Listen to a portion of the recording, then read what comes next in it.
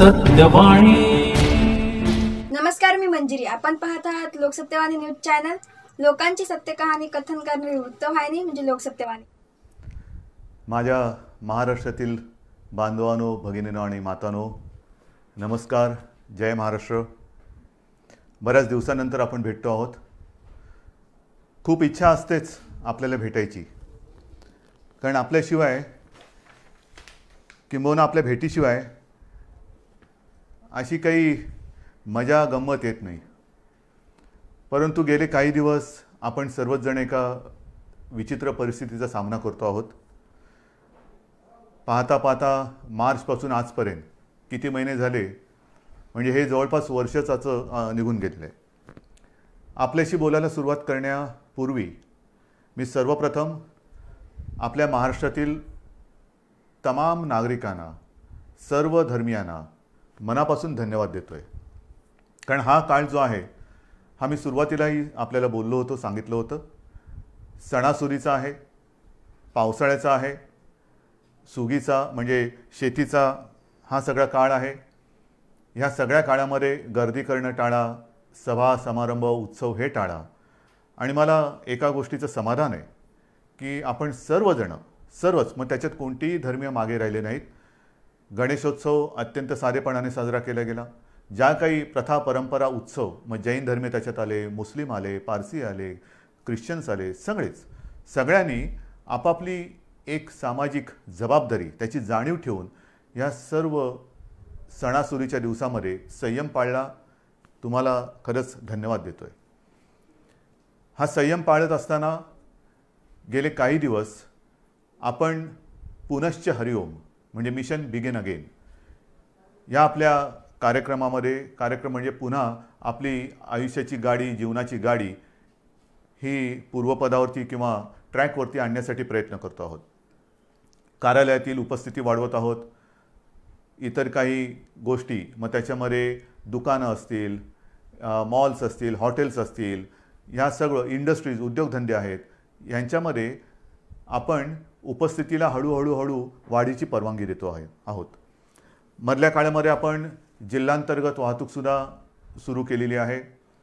एकूणच पूर्णपणे आपण आपल्या आयुष्याची गाडी ही मार्गावरती आणण्याचा प्रयत्न करतो आहे. साहजिकच आहे, ह्या तीन गोष्टी एकत्र आलेल्या आहेत. एक तर आपलं आयुष्य पूर्वपदावरती आणणं, त्याच्यामध्ये सणासुदीचे दिवस, त्याच्यात पावसाळा, जी मला एक थोडी भीती होती आणि आहेच, ती समोर दिसते आहे. कोरोनाचं संकट गेलं तर नाहीच, पण ते वाढत चाललेलं आहे. वाढता वाढे अशी त्याची आजची परिस्थिती आहे. संपूर्ण जगामध्ये जणू काही दुसरी लाट येते की काय, किंवा आले की काय, अशी भीतीदायक चित्र आपल्यासमोर येत आहेत.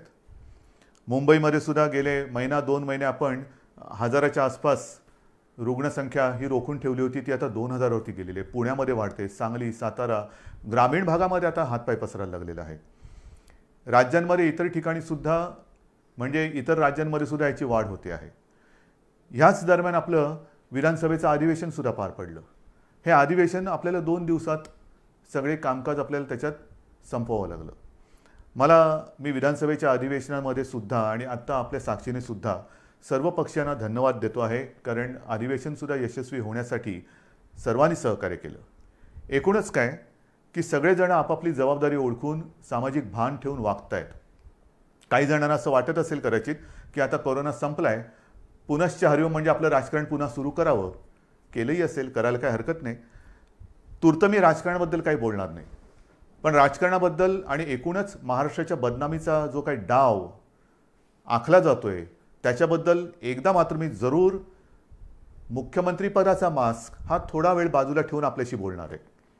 त्यातले सुद्धा धोके आणि एकूण ज्या काही गोष्टी आहेत त्या आपल्यासमोर मी नक्की मांडणार आहे. मी बोलत नाही याचा अर्थ असं नाही की माझ्याकडे उत्तर नाही, पण एक मुख्यमंत्रीपदाच्या खुर्चीवरती बसलेला आहे, त्याला साजेसं काम आपल्याला करावं लागते.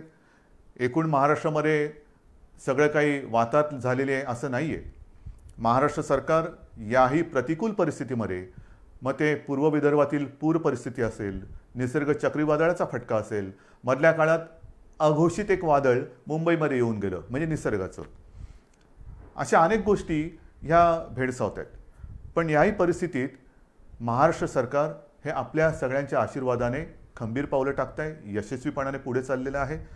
हे केवळ आणि केवळ आपल्या आशीर्वादाचंच हे बळ आहे. आज मी काही गोष्टी आपल्याशी बोलणार आहेच, पण सुरुवात करताना मी करोना या विषयावरतीच बोलणार आहे. कारण करोनाचं संकट हे आता हळूहळू अक्राळ विक्राळ रूप धारण करेल की काय, अशी एक जगभर चिंता व्यक्त केली जाते. WHO ह्या संस्थेने सांगितलेलं आहे की कदाचित ही पुढच्या अधिक भीषण संकटाची नांदी असू शकेल. घाबरण्याचं काम नाही आहे, पण खबरदारी मात्र घेतलीच पाहिजे. अगदी सुरुवातीच्या काळात मी आपल्याला बोललो होतो की तुम्ही खबरदारी घ्या, आम्ही जबाबदारी घेतो. आज मी जबाबदारीतला काही हिस्सा हा तुमच्यावरती सुद्धा टाकणार आहे. आपल्या खांद्यावरती सुद्धा मी जबाबदारी टाकणार आहे. खबरदारी आणि जबाबदारी ह्याचा दोन्हीचा वाटप आपण दोघांनी करायचं आहे. काही गोष्टींची खबरदारी ही आम्हीही घेणार आहोत, काही गोष्टींची खबरदारी ही तुम्ही घ्यायची, काही जबाबदारी ही सरकारही घेईल, काही जबाबदारी आपणही घ्यायची आहे. मुख्य म्हणजे आपली जबाबदारी ही आपल्या कुटुंबापुरती असणार आहे. आणि म्हणून आपण ऐकलं असाल, पाहिलं असाल, मी महाराष्ट्रामध्ये येत्या 15 तारखेपासून जवळपास एक महिनाभर एक मोहीम राबवतो आहे. आणि या मोहिमेमध्ये जो जो कोणी या महाराष्ट्रावरती प्रेम करतो, जो कोणी आपल्या महाराष्ट्राला आपली भूमी मानतो, तो प्रत्येक महाराष्ट्रप्रेमी नागरिक जात पात धर्म पक्ष राजकारण बाजूला ठेवून सहभागी झालेला मला पाहिजे, किंबहुना त्यांनी सहभागी व्हावं असं माझं आवाहन आहे. ही मोहीम जी आहे त्या मोहिमेला आपण नाव दिलेलं आहे माझे कुटुंब माझी जबाबदारी. माझे कुटुंब माझी जबाबदारी. हे महाराष्ट्र माझं कुटुंब आहे आणि महाराष्ट्राला सुरक्षित ठेवणं ही माझी जबाबदारी आहे. आता ही जबाबदारी ही महाराष्ट्रातील, मी जसं म्हटलं की प्रत्येक महाराष्ट्रप्रेमीची जबाबदारी आहे. माझे कुटुंब माझी जबाबदारी म्हणजे काय? जसं आपण इतर वेळेला बघतो जुडो कराटेचे क्लासेस, आपली मुलं किंवा मुली हे त्याच्यामध्ये जातात, जुडो कराटे शिकतात. का शिकतात? Self defence. मग ते हे ते चालूच असतं त्यांचं. आणि मग त्याच्यात जो प्रावीण्य मिळवतं, निपुणता मिळवतो, त्याला ब्लॅक बेल्ट लागतो. आणि मग आपण म्हणतो अरे माझा मुलगा ब्लॅक बेल्ट आहे, मग माझी मुलगी ब्लॅक बेल्ट आहे. आता हा ब्लॅक बेल्ट सेल्फ डिफेन्सच्या या मोहिमेमध्ये तोंडावरती लावायचा आहे. मास्क. जो मास्क सार्वजनिक ठिकाणी लावून फिरेल तो मास्क म्हणजे आपला ब्लॅक बेल्ट आहे. आपलं सेल्फ डिफेन्सचं ते एक आपलं आयुध आहे. स्वतः सुरक्षित राहणं. आजपर्यंत लस कधी येणार, औषध कधी येणार, चर्चा चरवणं खूप ऐकतोय. मधल्या काळामध्ये लस उत्पादक एका कंपनीला थोडंसं थांबावं लागलं, पॉज बटन दाबावं लागलं, पुन्हा त्यांचा प्रयोग सुरू झालेले आहेत. ठीक आहे, साधारणतः डिसेंबर जानेवारीमध्ये ही लस आपल्या हातात येईल अशी एक आशा आहे आणि आपली प्रार्थना आहे. पण तोपर्यंत हे आता जागतिक सत्य आहे की सदा सर्वदा योग तुझा घडावा नाही. म्हणजे बाहेर फिरताना गर्दीच्या ठिकाणी सदा सर्वदा मास्क लावावा. कधीही मास्क काढून गर्दीच्या ठिकाणी फिरू नका. 4 चौघामध्ये मास्क लावल्याशिवाय जायचं नाही, गर्दी करायची नाही. म्हणजे पहिली गोष्ट, एक तर आवश्यक नसेल तर घराबाहेर पडू नका. आणि आवश्यकता असेल, कारण आवश्यकता असतंच, रोजीरोटी कमवायची म्हणजे घराबाहेर पडणं आलंच. मग ते पडताना जिथे जिथे गर्दी होईल तिथे तोंडावरती मास्क लावायचा, एकमेकापासून अंतर ठेवायचं. त्याचबरोबरीने हात सतत धुत राहणं. हे काही नवीन नाही आहे. ही पहिल्या दिवशीची जी काही तुम्हाला मी खबरदारी घेण्याची एक गोष्ट सांगितली तीच त्रिसूत्री. ही त्रिसूत्री हीच ह्या विषाणूपासून लांब राहण्याचं एक आयुध आहे. ह्याच्या पलीकडे अजूनही तसं काही आलं आहे. औषधं येत आहेत, उपचार होत आहेत, आपण सुविधा वाढवतो आहोत, रुग्णशय्या वाढवतो आहोत, जम्बो हॉस्पिटल्स वाढवतो आहोत. ऑक्सिजनची थोडीशी एक कमतरता जाणवते, कारण आपले उद्योगधंदे सुरू झाले, त्यांनासुद्धा ऑक्सिजन लागत आहेत. पण आपण आता ऑक्सिजन ही आपल्या आरोग्य खात्याची प्राथमिकता ठरवलेली आहे. त्याच्यामध्ये 80% ऑक्सिजन हा प्रथम आरोग्यासाठी वापरला जाईल आणि मग आपण उद्योगासाठी देऊ. तर ह्या सगळ्या गोष्टी करतोय. डॉक्टरांचे टास्क फोर्स नेमतोय, कोरोना दक्षता समित्या नेमतो आहेत. परंतु ही जी मोहीम माझे कुटुंब माझी जबाबदारी आपण सुरू करतो आहोत, त्याच्यामध्ये 1-2 गोष्टी महत्त्वाच्या आहेत. एक म्हणजे प्रशासनाकडून माझ्या सूचना अशा आहेत आणि अपेक्षा माझी अशी आहे की अवघड जरी वाटत असलं तरी अशक्य काहीच नसतं. अवघड म्हणजे काय की महाराष्ट्राची लोकसंख्या ही जवळपास 12 कोटी आहे. ह्या 12 कोटी जनतेची आरोग्य तपासणी ही अशक्यप्राय आणि अवघड आहे. 12 कोटी कुटुंब म्हटल्यानंतर किती घरं आली, कुठे कुठे आली, घनदाट लोकवस्ती कुठे आहे, तुरळक लोकवस्ती कुठे आहे. आपला प्रयत्न असा असणार आहे की ह्या महाराष्ट्रातील प्रत्येक घरामध्ये पुढच्या महिनाभरामध्ये किमान 2 वेळा तरी आरोग्याची चौकशी करायला आपली टीम जाईल.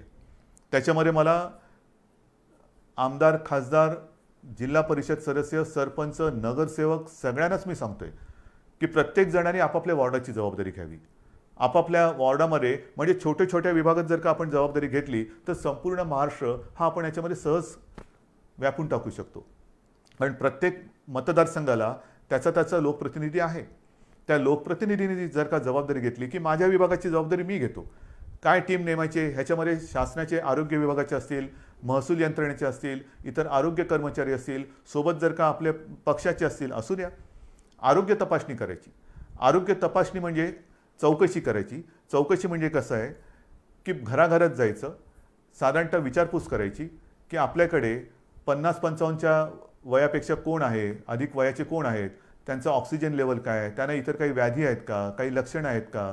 जर काही व्याधी किंवा लक्षणं असतील तर ती आपल्या शासनाच्या यंत्रणेला लक्षात आणून द्यायचं.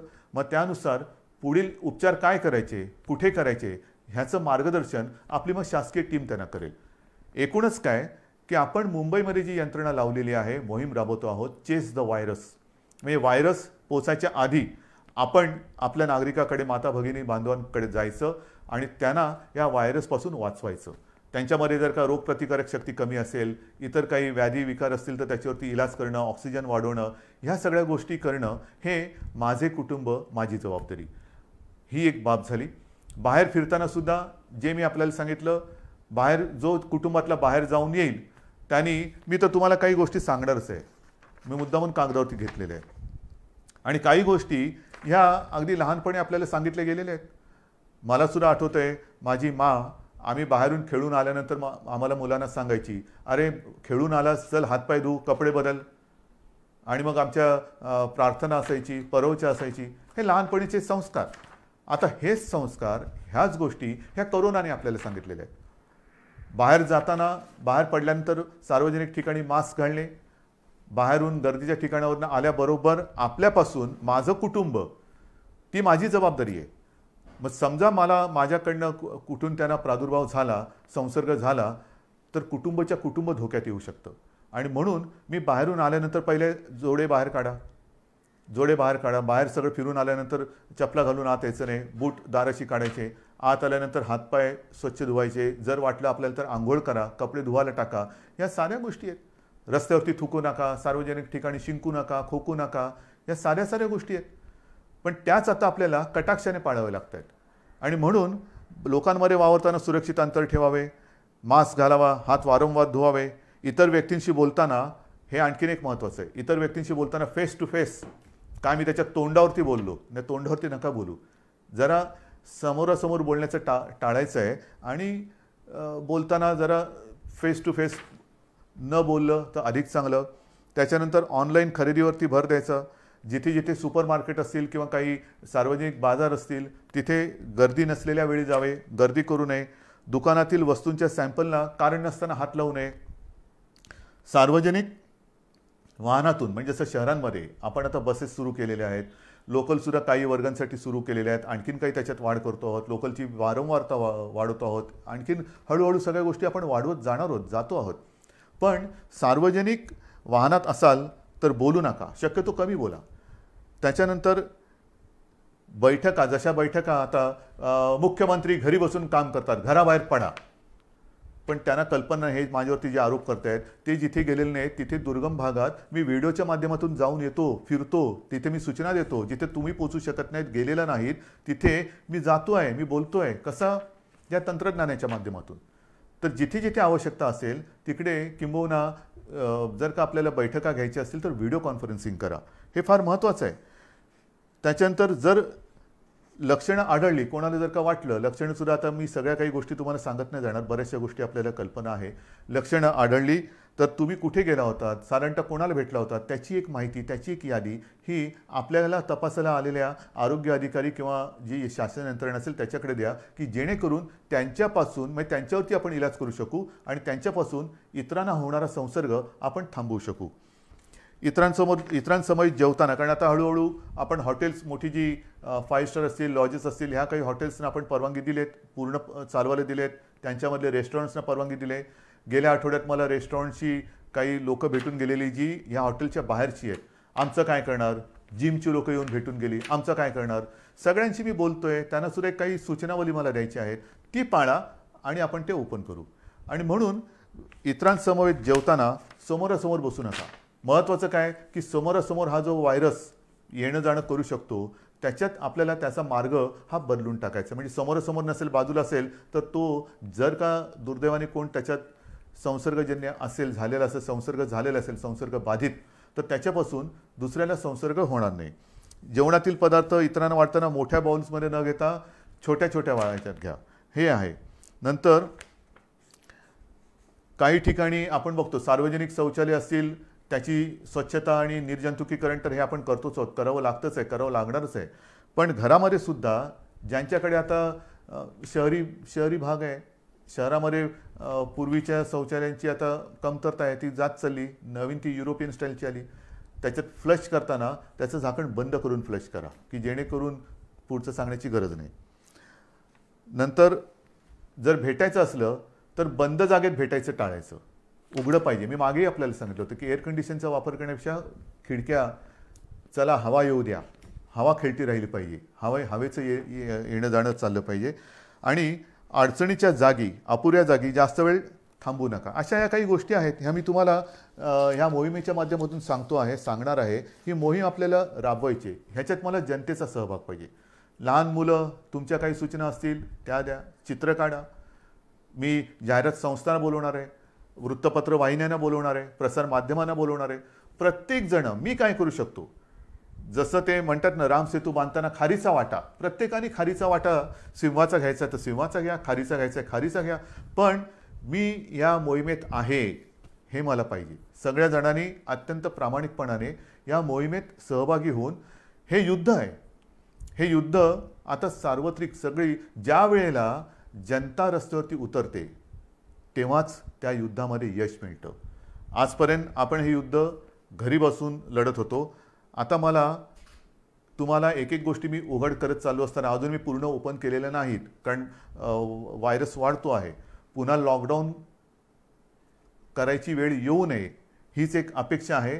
पण जर ह्या गोष्टी तुम्ही कटाक्षाने पाळणार असाल तर, अजूनही मला काही ठिकाणी दिसतंय, मी येता जाताना बघतो, हळूहळू मुंबईमध्ये सुद्धा शिथिलता यायला लागलेली आहे. मास्क असतात पण ते मास्क कसे हनुवटीवरती असतात. आज मी मास्क घातला नाही कारण मी एकटा या खोलीत तुमच्याशी बोलतोय, पण हनुवटीवरती मास्क असतात, म्हणजे तोंडावरनं नाकावरनं काढलेले असतात. अनेक जण एकटे जेव्हा धावत असतात तेव्हा तोंडावरती मास्क असतात आणि मित्र भेटल्यानंतर जवळ जाऊन मास्क काढून बोलतात. म्हणजे जिकडे मास्क तशी आवश्यकता नाही एकटे असताना, तिकडे मास्क, आणि भेटल्यानंतर गप्पा मारताना मास्क काढून बोलतात. तर नाही, मला असं वाटतं की जसं इतर देशांमध्ये त्यांनी केलेलं आहे, संपूर्ण ओपन केलेलं आहे, पण कायदे कडक केलेले आहेत. सार्वजनिक ठिकाणी मास्क घातला नसेल तर कडक दंड. जर एखाद्या ठिकाणी दुकानात किंवा कुठे गर्दी झाली, त्यांचे कॅमेरे ऑन असतात, ताबडतोब ते दुकान बंद. बसमध्ये सुद्धा किंवा मेट्रोमध्ये सुद्धा गर्दी झाली, ताबडतोब तिकडे ती कारवाई केली जाते. तर ह्या काही गोष्टी ह्या कायद्याने करण्याची गरज आहे का? का आपण आपली सुरक्षितता किंवा आपली जबाबदारी आपण पार पाडू शकत नाही का? आपण करू शकतो, पण हे कायदे काही ठिकाणी आपल्याला जरूर करावे लागणार. जर का मास्क घातला नाही, दंड करावा लागणार. गर्दी झाली, पुढची थोडीशी कारवाई करावी लागणार. तर अंगवळणी या गोष्टी पडेपर्यंत थोडंफार आपल्याला या गोष्टी समजून घ्याव्या लागतील. शिथिलता आपल्या वागण्यात येता कामा नये. आयुष्यामध्ये हे संकट, हे कदाचित जगावरचं पहिलं महाभयानक संकट असेल आणि त्याचा सामना आपण करतोय, आपली पिढी त्याचा सामना करते आहे. आणि हे संकट हे शेवटचं असेलच असं नाही, कदाचित पुढे अशी संकटे येऊ शकतील. आणि एकूणच ह्या संकटातून बाहेर पडताना पुढच्या संकटाचा सामना कसा करावा ते ह्या संकटातून आपण शिकू शकतो. हे झालं या कोरोनाच्या बाबतीमध्ये. पण गेल्या काही दिवसामध्ये ज्या काही गोष्टी आपण सरकार म्हणून केलेल्या आहेत, वादळं मागून वादळं, मग ती निसर्गाची वादळं असतील, राजकीय वादळ तर ठीक आहे, त्याचा सामना तर मी करेन तुमच्या सगळ्यांच्या सोबतीने. परंतु खास करून मला एका गोष्टीचं समाधान वाटते की याही कठीण परिस्थितीत आपण जे वचन शेतकऱ्याने दिलं होतं की तुमचं यांचं कर्ज, पीक कर्ज हे 2 लाखापर्यंत आहे, त्या महाराष्ट्रातील सर्व शेतकऱ्यांना आपण कर्जमुक्त करणार. जवळपास 29.5 लाख शेतकऱ्यांना आपण कर्जमुक्त केलेलं आहे. एक अभिमान आहे, नक्कीच अभिमान आहे की पहिलं अधिवेशन जे आपलं झालं होतं नागपूरचं, त्या अधिवेशनात आपण जाहीर केलं होतं आणि त्याप्रमाणे जाहीर केल्याप्रमाणे आपण जवळपास 29.5 लाख शेतकऱ्यांना कर्जमुक्त केलेलं आहे. यावर्षी विक्रमी कापूस खरेदी केलेली आहे. जिथे जिथे जे काही नुकसान झालेलं आहे, आणखीन काय झालेलं असेल, तिथे तिथे सरकार म्हणून आपली जबाबदारी आपण पार पाडतो आहोत. एकूणच सरकार शेतकऱ्यांच्या आणि महाराष्ट्रातील नागरिकांच्या सोबत त्यांच्या पाठी खंबीरपणाने उभं आहे. आणखीन एक विशेष गोष्ट म्हणजे जवळपास पुढचं वर्ष आपल्या महाराष्ट्रातील जे कुपोषित बालकं आहेत, आदिवासी बालकं आहेत, अशा जवळपास 6.5 लाख बालकांना आपण वर्षभर मोफत दूध भुकटे देतो आहोत. त्याचबरोबरीने जवळपास 1.25 लाख अशा माता भगिनी आहेत ज्या गरोदर आहेत किंबहुना काही स्तनदा माता आहेत, त्यांच्या आरोग्यासाठी सुद्धा आपण ही दूध भुकटी मोफत देत आहोत. या गोष्टी करतो आपण जी गेली काही वर्ष आदिवासींसाठी, आदिवासी माता भगिनी बांधव आहेत, त्यांच्याकडे बऱ्याचदा कोणाचंच लक्ष नसतं, पण त्यांच्यासाठी खावटी अनुदान योजना जी होती, जी गेली काही वर्ष बंद झाली होती, ती सुद्धा आपण चालू केलेली आहे. शिवभोजन आपण 10 रुपयामध्ये थाळी देत होतो, ती या काळात 5 रुपयात केलेली आहे. जवळपास 2.25 कोटी, जवळपास 2.25 कोटी थाळ्यांचं वितरण या कोरोनाच्या काळात झालेलं आहे आणि हे सतत चालू आहे. बेड्स वाढवत आहोत. म्हणजे मी विधानसभेत माहिती दिली होती की जेव्हा कोरोनाचा पहिला रुग्ण आपल्या राज्यात सापडला तेव्हा संपूर्ण राज्यात साधारणतः सगळे मिळून 7,500 रुग्णशय्या होत्या. 7,500, 7,700 आणि काहीतरी. आजच्या घडीला आपल्या राज्यात सर्व बेड्स जर का धरले, त्याच्यात नेहमीचे beds, oxygen beds, ICU, ventilators, तर किमान 3,60,000 बेड्स आपण ह्या गेल्या 4-5 महिन्यात वाढवलेले आहेत. ICU बेड्स वाढवलेले आहेत, डायलिसिसचे बेड्स वाढवलेले आहेत. म्हणजे असं काही नाही की लॉकडाऊन करून आपण गप्प बसलो. लॉकडाऊनमध्ये संसर्गाची साखळी तोडणं, पण त्याचबरोबरीने आपण आरोग्यविषयक सुविधा तयार करणं, हे काम आपण करतो आहोत आणि आज देखील ह्याच्यात खंड नाही पडलेला. जिथे जिथे आवश्यकता असेल तिथे तिथे आपण ह्या बेडची संख्या वाढवतो आहोत. इतर ऑक्सिजन जसं मी म्हटलं तसं थोडे दिवस थोडीशी आपल्याला एक उणीव भासते आहे, चणचण भासते आहे, कारण ऑक्सिजन जरी उपलब्ध असला तरी त्याच्यासाठी कंटेनर उपलब्ध होत नाहीत. तर ह्या सगळ्या गोष्टी जुळवाजुळव करून आपण यातनं मार्ग काढतो आहोत. औषधांमध्ये सुद्धा कुठेही आपण पुरवठा करण्यामध्ये कमी पडत नाहीत. सगळ्या गोष्टी करतो आहोत. किती गोष्टी तुम्हाला सांगायच्या. माझ्याकडे इकडे कागदाची चवडच आहे. ह्या सगळी चवड जर का वाचत बसलो तर संध्याकाळ काय रात्रसुद्धा झाली तरी आपण बोलतच बसू. शिक्षणाच्या बाबतीत सुद्धा ह्या सगळ्या गोष्टी अवघड आहेत, होत्याच. कारण काही ठिकाणी आपण ऑनलाईन शिक्षण सुरू करू शकलो, काही ठिकाणी ऑनलाईनची व्यवस्थाच नाही. मग अशा ठिकाणी ही सगळी सरमिसळ करत करत करत करत आपण शिक्षणाची सुद्धा एक सुरुवात केलेली आहे. मला असं वाटतं की अशी कोणतीही बाब आपण शिल्लक ठेवलेली नाही की जिकडे सरकार म्हणून आपण आपलं काम केलेलं नाही आहे. जसं निसर्ग चक्रीवादळ आलं, निसर्ग चक्रीवादळामध्ये जवळपास 700 कोटी रुपयांची मदत प्रत्यक्ष आणि इतर घरं बिरं असतील त्या माध्यमातून आपण केलेली आहे. अजून ही मदत चालू आहे. नुकतीच तिकडे केंद्राचं पथक येऊन गेलं, संपूर्ण पाहणी केली आणि केंद्रीय पथकसुद्धा समाधान व्यक्त करून गेलं. हे आता केंद्राचं पथक हे म्हणजे कदाचित माणसं बदलली असतील, पण केंद्राचं पथक आता पूर्व विदर्भात जिथे 15-1 दिवसापूर्वी भीषण पूर आला होता तिथली पाहणी करते. त्या पूर्व विदर्भात सुद्धा आपण तातडीने तत्काळ मदत म्हणून जवळपास 18 कोटी रुपये पाठवून दिलेले आहेत. पण एक मी माझ्या पूर्व विदर्भातील पूरग्रस्त माता भगिनींना आणि बांधवांना सांगतो की तुम्ही काळजी करू नका. ज्याप्रमाणे आपण कोल्हापूर आणि सांगली इथल्या पुरामध्ये जशी गेल्या वर्षी त्याच्या 1-1.5 वर्षात जो पूर आला होता तिथल्या जनतेला मदत केली, तशीच संपूर्णपणे मदत ही महाराष्ट्र सरकार, तुमचं सरकार तुम्हाला केल्याशिवाय राहणार नाही. हे करतो आहोत आपण. या सगळ्या गोष्टी कुठेही उणीव न ठेवता आपण पार पाडतो आहोत. अनेक संकट जरी आली तरी सरकार काय गप्प नाही बसलेलं.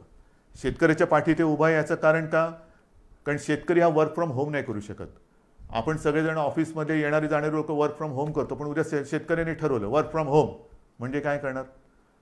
तर शेतकरी जो आहे त्याच्यासाठी सुद्धा आपण एक नवीन योजना ही आणलेली आहे. जसं मी आता ही मोहीम एक वेगळी तुम्हाला सांगितली कोरोनाच्या बाबतीत, तसंच शेतकऱ्याच्या बाबतीमध्ये. कारण मी काय बघतोय गेले अनेक वर्ष, शेतकरी बिचारा अंधारात उडी मारतो. त्याला कल्पना नाही आहे की उद्या निसर्ग राजा त्याला साथ देईल का प्रकोप दाखवेल, रुसेल का हसेल, त्याला काहीच सांगता येत नाही. तरी देखील तो त्याच्या परीने त्याचं जे काय असतं, घरदार असेल, जमीन असेल, वेळप्रसंगी पत्नीचे दागिने असतील, मग त्याच्या कुटुंबातला त्याचा, मी थांबलो का? कारण अनेकांना आश्चर्य वाटेल, कुटुंबातील त्याचा बैल, हो त्याचा तो कुटुंबीय असतो, तो सुद्धा त्याला गहाण टाकावा लागतो. आणि सगळं गहाण टाकून म्हणजे आयुष्यच गहाण टाकतो. आणि त्या आपल्या मातीमध्ये सोयाबीन पिकवेल, तूर पिकवेल, कधी कापूस पिकवेल, हे आपल्या विभागवारही अशी रचना झालेली आहे. आणि मग आपल्याला अनुभवास काय येतं, जर निसर्गाने साथ दिली, पीक तरारून आलं, तर त्याला जास्त झालं म्हणून भाव मिळत नाही. निसर्ग रुसला, पावसाने झोडलं, गारपीट झाली, तर उभं पीक म्हणजे सोनं त्याच्या डोळ्या देखत मातीमोल होतं, म्हणजे तरी त्याची पंचायत झाली. डोक्यावरती कर्जाचं ओझं हे वाढतच चालतं. त्या डोंगरातून तो कधी, डोंगराखालून तो कधी बाहेरच येत नाही. आणि म्हणून आपण शेतकऱ्यांसाठी जे पिकेल तेच विकेल, जे विकेल ते पिकेल. आतापर्यंत जे पिकेल ते विकेल असं होतं, पिकणार ते विकणार काय. आता मी उलटं केलं, जे विकेल तेच पिकेल. म्हणजे काय की साधारण कृषी खातं जे आपलं आहे ते एकूण जगभर बघेल, राज्यात बघेल, देशात बघेल की यावर्षी कोणत्या पिकाला बाजारपेठ आहे, कोणतं पीक कुठे विकलं जाईल. कापूससुद्धा किती विकला जाईल, कोणत्या दर्जाचा विकला जाईल, सोयाबीन असेल, तूर असेल, तांदूळ असेल, मका असेल, कोणत्या प्रतीचा, कोणत्या दर्जाचा मका पाहिजे, तूर पाहिजे, सोयाबीन पाहिजे. आणि तसंच बी बियाणं हे शेतकऱ्याला दिलं जाईल. म्हणजे महाराष्ट्राची ओळख एक दर्जेदार पीक देणारा महाराष्ट्र अशी आपल्याला करायची. जे विकणार असेल तेच आम्ही पिकू आणि आम्ही जे पिकू ते विकणार आहोत. आणि त्याच्यासाठी आपण गटशेती म्हणा, शेतकऱ्यांना सुद्धा जो असंघटित शेतकरी आहे त्याला आपण संघटित करतो आहोत. त्यांच्या काही सूचना आपण घेतो आहोत. गेल्या आठवड्यामध्येच हा मी कार्यक्रम केला. सगळ्या शेतकरी दादांना ह्या कार्यक्रमाची कल्पना दिली की आता तुम्ही अंधारात उडी नका मारू. आपण, सरकार तुमच्या सोबत आहे. एखादं पीक आल्यानंतर हमी भाव, हमी भाव, हमी भाव. आता हमी भाव नाही, आता हमखास भाव. माझं जे काही मी मेहनत करतो आहे, कष्ट करतो आहे, रात्री सुद्धा जाऊन मेहनत करतो आहे, शेतामध्ये राबतो आहे, आणि सोनं पिकवल्यानंतर त्या सोन्याला सोन्याचा भाव मिळणार नसेल तर हे सगळं फुकट गेलं. आणि त्याच्यासाठी हमी भाव आता मागायचं नाही, हमखास भाव. आणि जे मी पिकवणार आहे ते विकलं गेलंच पाहिजे. ही जी एक साखळी आहे ती साखळी आता आपण निर्माण करतो आहोत. आणि त्या साखळीमध्ये हा सगळा नाशिवंत माल असतो, भाजीपाला असेल, धान्य असेल, त्यांच्यासाठी विभागवार आपण शीतगृह असतील किंवा स्टोरेज, कोल्ड स्टोरेज, गोडाऊन्स असतील, त्याची एक साखळी निर्माण करतो आहे. त्यांना येण्या जाण्याची जी काय माल वाहतूक असेल ती जी वाहतूक आहे त्याच्यासाठी वेगळं काही आणखीन करता येते का ते बघतोय. त्यांना वाहनं उपलब्ध करून द्यायची, बाजारपेठ उपलब्ध करून द्यायची, कोणत्या बाजारात कसली मागणी आहे त्याच्याप्रमाणे तो त्याचा माल तिकडे नेऊन विकायला त्याला आपण मदत करणार आहोत. अशा अनेक गोष्टी आपण शेतकऱ्यांसाठी करतोय. आपल्या राज्यातला शेतकरी ह्या कर्जबाजारी यापुढे राहता कामा नये. स्वतःच्या पायावरती अभिमानाने तो बोलला पाहिजे की मी माझ्या महाराष्ट्रातला शेतकरी आहे. आणि ही जी आताची कोरोनाची एक लाट येते, लाटेमागून लाट, ह्याच्यामध्ये असं म्हटलं जातं की अनेक देशांमध्ये भूकबळी जाण्याची शक्यता आहे. भूकबळी म्हणजे त्या देशांमध्ये शेती जिथे होत नाही तिथे त्यांना अन्नधान्य हे बाहेरून आणावं लागतं. हा आपला देश हिंदुस्थान हा तर कृषीप्रधान देश आहे. आणि कृषीप्रधान देशामध्ये महाराष्ट्र हे सगळ्यात प्रगत प्रयोगशील राज्य आहे. महाराष्ट्रामध्ये सतत प्रयोग हे होत राहतात. सुधारणा, आधुनिकीकरण हे हा महाराष्ट्राचा स्थायी भाव आहे. आणि म्हणून मला शेतीमध्ये सुद्धा ही आगळी वेगळी क्रांती करायची आहे तुमच्या साहाय्याने. हे सगळं झालं, आत्तापर्यंत तुमच्याशी मी बोललो. त्याच्यानंतर जे मी तुम्हाला सांगितलं की एका मागोमाग एक विषय येत आहेत. गेल्या आठवड्यात अचानक असाच विषय समोर आलेला आहे, तो मराठा आरक्षणाचा. मराठा आरक्षण खरं म्हणजे हा विषय अशा पद्धतीने येण्याची काही आवश्यकता नव्हती.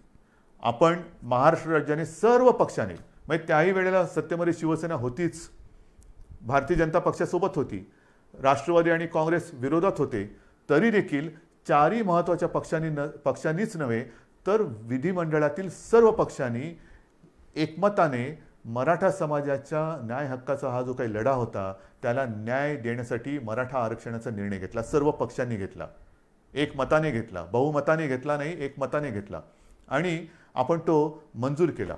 त्याला इकडे उच्च न्यायालयात आव्हान दिलं गेलं, ते आपण जिंकलो. त्याच्यानंतर सर्वोच्च न्यायालयात आव्हान दिलं गेलं, ती लढाई आपण लढतो आहोत. ही लढाई लढताना पहिल्या सरकारने जे वकील दिले त्याच्यात कोणी आपण बदलले नाही.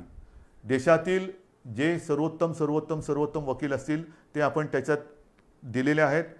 त्याचबरोबरीने वकील कमी न करता आणखीन त्याच्यात ज्यांनी सूचना दिल्या तेही वकील आपण त्या पॅनलवरती घेतलेले आहेत. बरोबरीने काही संस्था, काही व्यक्ती या केसमध्ये त्याच्यात त्याने इंटरव्हेन केलं, त्यांनी देखील त्यांच्या परीने त्यांच्या पसंतीचे वकील याच्यात दिले.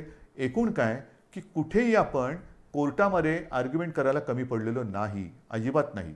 आपली मागणी सर्वोच्च न्यायालयात काय होती की जसं देशातील इतर राज्यांमध्ये आरक्षणाचा प्रश्न हे प्रलंबित ठेवले गेलेले आहेत, मग लार्जर बेंच समोर म्हणजे 3 का 5 त्यापेक्षा जास्त न्यायाधीशांच्या बेंच समोर जसे इतर राज्यातील आरक्षणाचे प्रश्न हे मांडले जात आहेत तशीच परवानगी आम्हाला मोठ्या बेंच समोर जाण्यासाठी द्या.